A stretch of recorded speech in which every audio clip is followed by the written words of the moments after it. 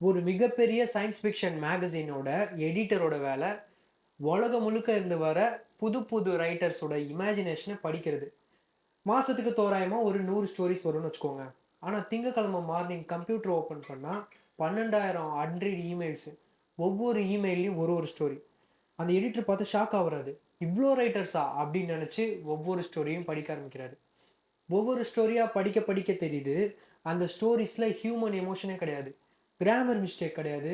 எல்லாமே ஒரு பர்ஃபெக்ட்டான பேட்டர்ன்ல இருக்கு. நீங்க கெஸ் பண்ணியிருப்பீங்க, இது மனுஷங்க எழுதுனது இல்ல. இது ஜெனரேட்டிவ் ஏஐயோட ரைட்டிங். இந்த சினாரியோவோட யோசிச்சு பார்த்தீங்கன்னா, அந்த 12,000 இமெயில்ல ஒரு சிலர் அந்த 100 பேர் எப்பயும் அனுப்புற 100 பேரோட எஃபோர்ட் இருக்கு. அந்த எஃபோர்ட்ட தேடி எடுக்கணும்.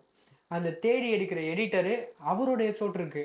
அவர் இந்த 12,000 ஸ்டோரிஸையும் படிச்சாதான் உண்மையான 100 ஸ்டோரிஸ் கிடைக்கும். இதுதான் இப்போதைக்கு லெகசி சிஸ்டம் கொலாப்ஸ்னு சொல்றோம்.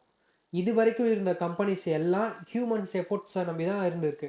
எஃபோர்ட்ஸ் இல்லாமல் வால்யூம் வந்துச்சுன்னா அந்த சிஸ்டமே ஃப்ரீஸ் ஆகிடும். ட்ரஸ்ட்டு போக ஆரம்பிச்சிடும். இந்த வீடியோவில் முக்கியமான சில விஷயங்களை பார்க்க போகிறோம். அது என்னன்னா தி ஆர்ம்ஸ் ரேஸ். ஏஐயை டிடெக்ட் பண்ண ஏஐயை யூஸ் பண்ணுற இந்த permanent cat and mouse game எப்படி போகுது? ஏஐ டிடெக்ட் பண்ணுறதுக்கு ஏஐ டூலே யூஸ் பண்ணுறது ஒரு பர்ஃபெக்ட் சொல்யூஷனாக இருக்குமா? இது பாசிபிளா? அப்புறம் இந்த ஈக்குவலைசர் லாங்குவேஜ் ப்ரிவிலேஜை உடச்சி ஒரு நான் இங்கிலீஷ் ஸ்பீக்கருக்கு ஏஐ எப்படி ஒரு வாய்ஸ் தருது? அப்புறம் ரைட்டிங்ஸை ஏஐ பார்த்துக்கிச்சுன்னா ஹியூமன் தாத்தோட வேல்யூ இருக்குமா இருக்காதா அப்படின்றத டீட்டெயில்டாக இந்த வீடியோவில் பார்க்க போகிறோம். இந்த வீடியோவை ஃபுல்லாக பாருங்கள். இது வெறும் டெக்னாலஜி பற்றி மட்டும் கிடையாது. இதில் நம்ம பவர் எப்படி ஷிஃப்ட் ஆகுது, நம்ம ஜென்ரேஷனோட மிகப்பெரிய ஒரு ஷிஃப்ட்னு சொல்லலாம். இதை ஹேண்டில் பண்ண போகிறது நம்ம எல்லாரும் தான். எல்லாரும் எப்படி இருக்கீங்க? Welcome back to our channel யூனஸ் மெனிவர்ஸ். 2023 ஆரம்பத்தில் கிளாக்ஸ் வேர்ல்டு ரொம்ப ப்ரெஸ்டீஜியஸான ஒரு சயின்ஸ் ஃபிக்ஷன் அப்புறம் ஃபேண்டசி மேகசின். இதில் ஒரு ஸ்டோரி பப்ளிஷ் ஆச்சுன்னா அது அந்த ரைட்டரோட கரியருக்கு ஒரு பெரிய பூஸ்ட்டு. யூஸ்வலி மாதத்துக்கு ஒரு 50லேருந்து 100 பெரிய சப்மிஷன்ஸ் வரும். ஆனால் திடீர்னு அந்த மந்த்து கவுண்ட்டு 500 தாண்டிடுச்சு. அடுத்த வாரம் 1000 தாண்டிடுச்சு. எடிட்டர் நெயில் கார்க்குக்கு பெரிய ஷாக்கு. பரவாயில்லையே, சயின்ஸ் ஃபிக்ஷன் ரைட்டர்ஸ் இவ்வளோ பேர் வந்துட்டாங்களா, எல்லாரும் எழுத ஆரம்பிச்சிட்டாங்களா? பார்த்தா உண்மை வேற மாதிரி இருந்துச்சு. இது எல்லாமே ஜெனரேட்டிவ் ஏஐ மூலயமா ஈஸி மணி ட்ரை பண்ண ஆளுங்களோட வேலை. கைட்லைன்ஸை சாட்ஜிப்டியில் போட்டு ஸ்டோரி ஜென்ரேட் பண்ணி அப்படியே காப்பி பேஸ்ட் பண்ணி அனுப்புனாங்க. எடிட்டர் நீல் கிளார்க் ஒரு முக்கியமான விஷயத்தை நோட் பண்ணுறாரு. இந்த ஏஐ ஸ்டோரிஸ் எல்லாமே சுமாராக தான் இருந்தது, ஆனால் கன்ஸ்ட்ரக்டிவாக இருந்தது. அதாவது கிராமட்டிக் பிரச்சனை இல்லை, சென்டென்ஸ் மேக்கிங் பிரச்சனை இல்லை, ஆனால் கதையோட கரு, ஒரு இமேஜினேஷன், எமோஷன் இதெல்லாம் அடி வாங்குது. அப்புறம் முக்கியமான விஷயம் அதோட வால்யூம். ஒரு மனுஷன் படித்து ரிஜெக்ஷன் மெயில் அனுப்புறதுக்குள்ள அந்த ரைட்டர் இன்னொரு 10 ஸ்டோரியை ஜென்ரேட் பண்ணி அனுப்புவார். ஏஐயில் எழுதுறது காஸ்ட்டும் எஃபோர்ட்டும் ரொம்ப கம்மி, ஆனால் அதை படிக்கிற மனுஷனுக்கு டைம் அண்ட் எனர்ஜி ரொம்ப செலவாகும். இந்த இம்பேலன்ஸ்னால நெயில் கிளார்க் முடிவு பண்ணுறாரு, இமீடியட்டாக ஸ்டாப் பண்ணி ஆகணும். இனிமே நம்மளால் சப்மிஷனை ஹேண்டில் பண்ண முடியாது.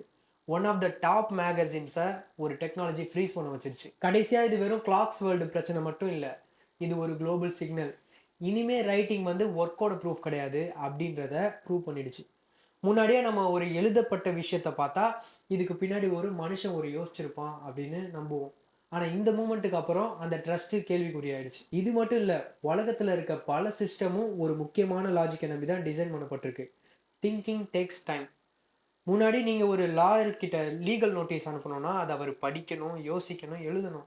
அதுக்கு நேரம் ஆகும். அதனால வால்யூம் எப்பயுமே மேனேஜபிளாக இருந்தது. ஆனால் ஏஐ இந்த லேபர் காஸ்ட்டை ஜீரோ ஆக்கிடுச்சு. 1000 பெரிய டாக்குமெண்ட்ஸை ஜென்ரேட் பண்ண இப்போ வெறும் 1 கிளிக் போதும். ஆனால் அந்த டாக்குமெண்ட்ஸை ரிவ்யூ பண்ணுற ரிசீவரோட கெப்பாசிட்டி, அந்த ஜட்ஜாக இருக்கட்டும், மேனேஜராக இருக்கட்டும், இன்னும் அதே பழைய லிமிட் தான். இந்த இம்பேலன்ஸ் தான் சிஸ்டமை பிரேக் பண்ணுது. இதனால இப்போ என்ன ஆயிடுச்சுன்னா, ப்ரூஃப் ஆஃப் எஃபோர்ட்டை நம்பின யாராக முடிஞ்சிருச்சு. முன்னாடி ஒரு பெரிய எஸ்ஸே எழுதுனா, சரி இவ்வளோ எஃபோர்ட் போட்டிருக்காங்க அப்படின்னா இதில் ஒரு முக்கியமான விஷயம் இருக்குன்னு நம்பணும். ஆனால் இப்போது வால்யூம் வந்து இம்பார்ட்டன்ஸுக்கு சிக்னலே கிடையாது. இன்றைக்கி நீங்கள் 100 பக்கம் எழுதினாலும் அது ஏஐயோட ஆலுசினேஷனாக கூட இருக்கலாம். ஸோ இந்த அன்சர்டனிட்டி ஒரு இன்ஸ்டிடியூஷனோட ட்ரஸ்ட்டை பிரேக் பண்ணிடுச்சு. சரி, ஏஐ எழுதுனா கண்டுபிடிக்க முடியுமா? இந்த கேள்விக்கு பதில், கண்டுபிடிக்க ட்ரை பண்ணலாம், ஆனால் நிச்சயமாக சொல்ல முடியாது. ஏஐ டிடெக்டர்ஸ் எப்படி வேலை செய்யுதுன்னா, அது பர்ப்ளெக்சிட்டி, அதாவது வார்த்தைங்களோட காம்ப்ளெக்சிட்டி, அப்புறம் பஸ்டினஸ், சென்டென்ஸோட லென்த் வேரியேஷன்லாம் செக் பண்ணுவாங்க. இந்த டிடெக்டர்ஸ்க்கு தெரியும் ஏஐ எப்போவுமே ப்ரெடிக்டபிள் பேட்டர்னில் தான் எழுதும் அப்படின்னு. ஆனால் இப்போ வர புது மாடல்ஸ்க்கு ஹியூமன் லைக் வேரியபிலிட்டியை ஸ்டிமுலேட் பண்ண தெரியும். ஸோ ஒரு டிடெக்டர் 99% ஏஐன்னு சொன்னாலும் அது உண்மையிலே ஒரு புத்திசாலியான மனுஷன் எழுதுனதா கூட இருக்கலாம். ஸோ இந்த ஃபால்ஸ் பாசிட்டிவ் ஒரு மிகப்பெரிய ப்ராப்ளம் ஆகிட்டு வருது. இன்னொரு டார்க் ரியாலிட்டி என்ன தெரியுமா? இந்த டிடெக்ஷன் டூல்ஸை பேட் ஆக்டர்ஸ் எப்படி யூஸ் பண்ணுறாங்கன்னா, அவங்க எழுதுனதை டிடெக்டர்ஸில் போட்டு பார்ப்பாங்க. டிடெக்டர்ஸ் ஏஐ டிடெக்டர்னு சொன்னால் அந்த ஏஐ கிட்டே சொல்லுவாங்க, ஏ இந்த டிடெக்டர் கண்டுபிடிக்காத மாதிரி ரீரைட் பண்ணி கொடு அப்படின்னு சொன்னால் அந்த ஏஐயும் திருத்தி கொடுக்கும். ஸோ எந்த அளவுக்கு டிடெக்டர் ஸ்பாண்ட் ஆகுதோ அந்த அளவுக்கு ஜென்ரேட்டரும் நம்மளால ஸ்மார்ட் ஆகிட்டு இருக்கு. ஸோ இந்த பேட்டிலுக்கு முடிவே கிடையாது. இப்போ ஒரு இன்னசென்ட் ஸ்டூடெண்ட்டு ஏஐ யூஸ் பண்ணலன்னு சொன்னாலும் டிடெக்டர்ஸ் ஏஐன்னு சொன்னால் யாரை நம்புறது? ஸோ இந்த ரிலையபிலிட்டி கிரைசிஸ்னால தான் ஓப்பன் ஏஐ மாதிரி பெரிய கம்பெனிஸே அவங்களோட டிடெக்டர் டூல்ஸை வித்ட்ரா பண்ணிட்டாங்க. இப்போ எஜுகேஷன் அண்ட் ரிசர்ச் செக்டாரில் என்ன நடக்குது? சயின்டிஃபிக் ப்ராக்ரஸ்க்கு ரிசர்ச் பேப்பர் தான் பேஸு. ஆனால் இப்போ ஏஐ பேப்பர்ஸ் அதிகமானனால சில ஃப்ராட்ஸ் கம்பெனி ஏஐ யூஸ் பண்ணி ஃபேக் டேட்டாஸை ஜென்ரேட் பண்ணுறாங்க. ஏஐ எழுதுறதுனால லாங்குவேஜ் ரொம்ப ப்ரொஃபஷ்னலாக இருக்கும், ஆனால் அந்த ரிசர்ச்சில் உண்மை இருக்காது. ஸோ இந்த ஃபேக் பேப்பர்ஸ் ஜேர்னலில் பப்ளிஷ் ஆகும்போது சயின்ஸோட இன்டிகிரிட்டி, சயின்ஸோட நேர்மை மொத்தமாக காலியாகிடும். அதே மாதிரி மெடிசனில் இப்படி ஒரு ஃபேக் பேப்பர் வந்தால் அந்த மனுஷனோட உயிருக்கு பிரச்சனை ஆகும். ஸோ அதே வெப்சைட்டில் நியூஸும் வரும். ஒரு சிங்கிள் சர்வர்லேருந்து 24/7 fake news, fake articles, fake blogs, அப்புறம் கமெண்ட்ஸை இன்ஃபினிட்டாக ஜென்ரேட் பண்ணிக்கிட்டு இருக்கலாம். ஸோ ஒரு ஆர்டிக்கல்னால் நம்ம அதை யோசிக்கலாம், ஆனால் மொத்தமாக வந்துக்கிட்டே இருந்தால் அந்த வால்யூம் அட்டாக்னால நம்மளால் அது உண்மையா பொய்யான்னு கூட யோசிக்க முடியாது. ஸோ இவ்வளோ நேரம் நம்ம ஏஐயோட டார்க் சைட் மட்டும் தான் பேசணும். ஆனால் இந்த ஸ்டோரியில் மிகப்பெரிய பாசிட்டிவ் ட்விஸ்ட்டும் இருக்குது. அதான் டெமோக்ரைசேஷன். முன்னாடி நம்ம உலகத்தில் குட் ரைட்டிங்கிறது ஒரு ப்ரிவிலேஜாக இருந்தது. நீங்கள் ஒரு மிகப்பெரிய ரிசர்ச்சராக இருக்கலாம், ஆனால் உங்களுக்கு இங்கிலீஷ் சரியாக வரலன்னா உங்கள் ஒர்க்கை உலகம் மதிக்காது. ஒரு பணக்கார பீப்புள்னால எக்ஸ்பென்சிவால் எடிட்டரை அப்புறம் போஸ்ட் ரைட்டர்ஸை ஹையர் பண்ண முடியும், ஆனால் வில்லேஜில் இருக்க ஒரு இன்டெலிஜென்ட் ஸ்டூடெண்ட்டுக்கு அதை ஹையர் பண்ண முடியாது. இன்றைக்கி ஏஐ வந்து அந்த லாங்குவேஜ் உடச்சிருக்கு. உங்கள் ஐடியா ஸ்ட்ராங்காக இருந்ததுன்னா ஏஐ அந்த லாஜிக்கை ப்ரொஃபஷ்னலாக இங்கிலீஷாக மாற்றி கொடுக்கும். இது சீட்டிங் கிடையாது, இது ஈக்குவலைசிங் த பிளே ஃபீல்டு. அறிவு இருக்க இப்போ யாரும் மொழினால இப்போ பின்தங்கி போகணுன்னு அவசியம் இல்லை. ஒரு ஸ்கிரிப்ட் எழுதுறதா இருக்கட்டும், ஒரு ரெஸ்யூம் எழுதுறதா இருக்கட்டும், அஃபிஷியல் லெட்டர்ஸ் போடுறதா இருக்கட்டும், ஸ்காலர்ஷிப்க்கு அப்ளை பண்ணுறது, இது எல்லாத்துலேயும் பாலிஷ்டு லாங்குவேஜில் இருக்கவங்களுக்கு தான் முன்னுரிமை கிடைக்கும். இப்போ ஏஐ இந்த ஒரு மனுஷங்களுக்கும் பர்சனல் அசிஸ்டன்ட் மாதிரி வேலை செய்யுது. முன்னாடி நெட்வொர்க்கிங் அப்புறம் எக்ஸ்பென்சிவ் எஜுகேஷன் மூலயமா கிடைச்ச அந்த அட்வான்டேஜ் இப்போ ஒரு சிம்பிள் $0 to $20 சப்ஸ்கிரிப்ஷனில் எல்லாருக்குமே கிடைக்குது. கடைசியாக ஒரு முக்கியமான விஷயம், நியூரோ டைவர்சிட்டி. பல பேருக்கு மைண்டில் பிரில்லியன்ட் ஐடியாஸ் இருக்கும், ஆனால் அதை ரைட்டிங்கில் கொண்டு வர எக்ஸிக்யூட்டிவ் டிஸ்ஃபங்க்ஷன் இருக்கும். டைஸ்லெக்சியா மாதிரி ஜெனட்டிக் இஷ்யூஸ் இருக்கும். அவங்களுக்குலாம் இந்த ஏஐ ஹெல்ப் பண்ணுது. தாட்ஸை ஆர்கனைஸ் பண்ணுற இந்த சப்போர்ட் பல ஐடென்டிஜியஸை இன்னைக்கு உலகத்துக்கு கொண்டு வருது. ஸோ இதெல்லாம் சில ப்ளஸ் பாயிண்ட்டு. இப்போது சயின்ஸுன்றது ஒரு மிகப்பெரிய டேட்டா கேமு. முன்னாடி ஒரு சயின்டிஸ்ட்டு ரிசர்ச் பண்ணுறாங்கன்னா அது கிட்டத்தட்ட 500 பழைய ரிசர்ச் பேப்பரை படித்து லிட்ரேச்சர் ரிவ்யூ எழுதணும். இதுக்கு மாதக்கணக்கில் டைம் எடுக்கும். ஆனால் இப்போது ஏஐ ஒரு சயின்டிஸ்ட்டுக்கு அசிஸ்டண்ட்டாக வேலை செய்யுது. ரொம்ப வேகமாக டேட்டா ட்ரெண்ட்ஸை ஐடென்டிஃபை பண்ணுது, கோடிங் எரர்ஸை ஃபிக்ஸ் பண்ணுது. ஸோ ஒரு ரிசர்ச்சை 2 வருஷத்துக்கு பண்ணுறதுக்கு பதிலாக 6 மாதத்தில் பண்ணக்கூடிய வெலாசிட்டியை ஏஐ தருது. ஸோ இப்படி ஏஐயை சம்மரி பண்ணுறதுக்கும் எழுதுறதுக்கும் யூஸ் பண்ணால் பிரச்சனை இல்லை. ஆனால் data fabrication, fake data create பண்ணுறதுனா நிறைய ஏஐ மாடல்ஸுக்கு ஆலுசினேஷன் பிரச்சனை இருக்குது.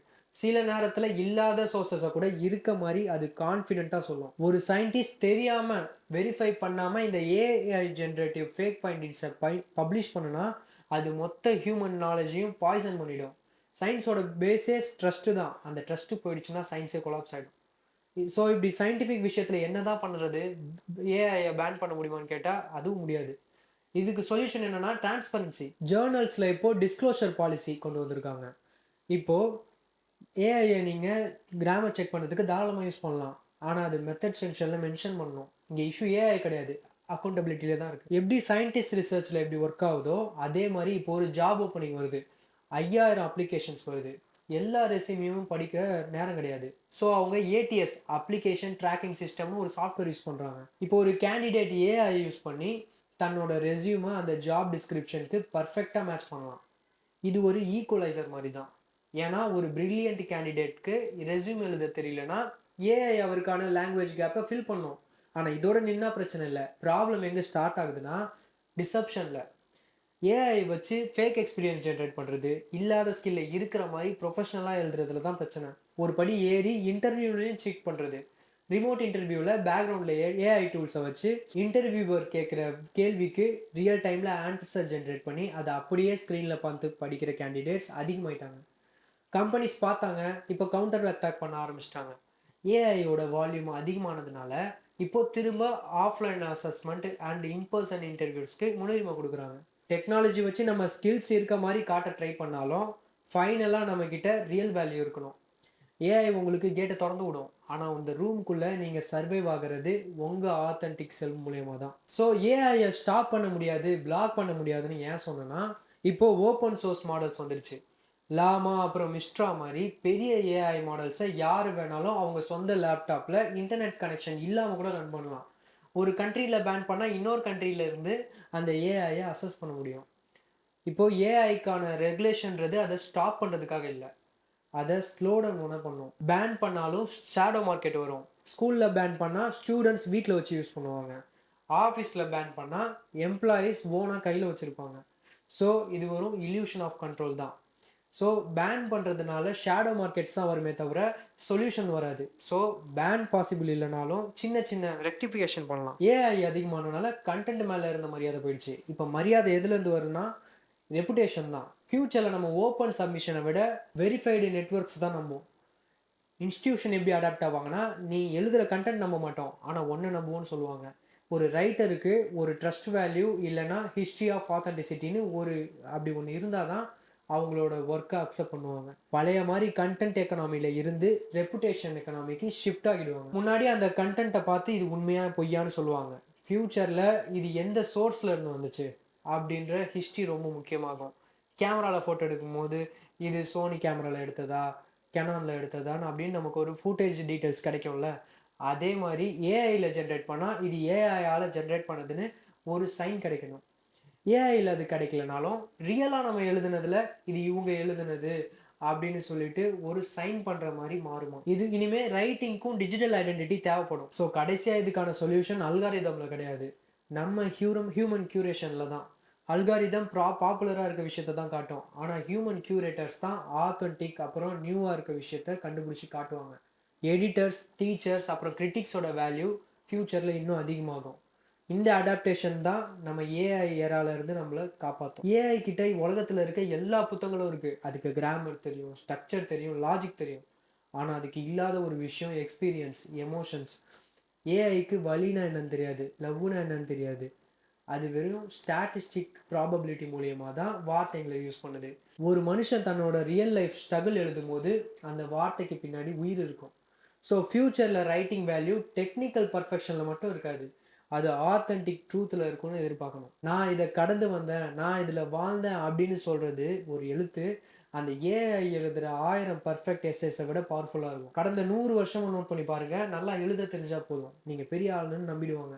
ஆனால் இப்போது ரைட்டிங் வெறும் ஸ்கில்லாக இருந்து யூட்டிலிட்டியாக மாறிடுச்சு. அது ஒரு டூலாக மாறிடுச்சு. ஹவு டு ரைட்டு இம்பார்ட்டன்ட் கிடையாது, நம்ம எப்படி வாட் டு ரைட், என்ன நம்ம சொல்ல போகிறோன்றது தான் முக்கியம். உங்களுக்கு ஒரு ஒரிஜினல் இன்சைட் இருக்கா, உங்களுக்கு ஒரு யூனிக் பர்ஸ்பெக்டிவ் இருக்கா, இதை ஐடென்டிஃபை பண்ணுற திங்கிங் பவர் தான் ஃப்யூச்சரோட ரைட்டிங் ஸ்கில்லு. ஏன் எழுதுகிற வேலையை பார்த்துக்கோ, ஆனால் நம்ம திங்கிங் அதில் இருக்கணும், நம்ம க்ரியேட்டிவ் விஷன் அதில் இருக்கணும். ஸோ இந்த வீடியோவோட எண்டுக்கு வந்துட்டோம். ஏஐ பற்றி நம்ம பாசிட்டிவும் பேசணும், நெகட்டிவும் பேசணும். இது நிறைய பேருக்கு ஹெல்ப்பும் பண்ணுது, நிறைய பேரோட உழைப்பை மறைக்கவும் செய்யுது. கடைசியாக இதெல்லாம் கேட்டுட்டு அப்புறம் எனக்கே குழப்பமாக தான் இருக்குது. உங்களுக்கு எப்படி இருக்குன்னு சொல்லிட்டு கமெண்ட் பண்ணுங்கள். நீங்கள் ஏஐயை என்னவா பார்க்குறீங்க, மற்றவங்கள விடுங்க.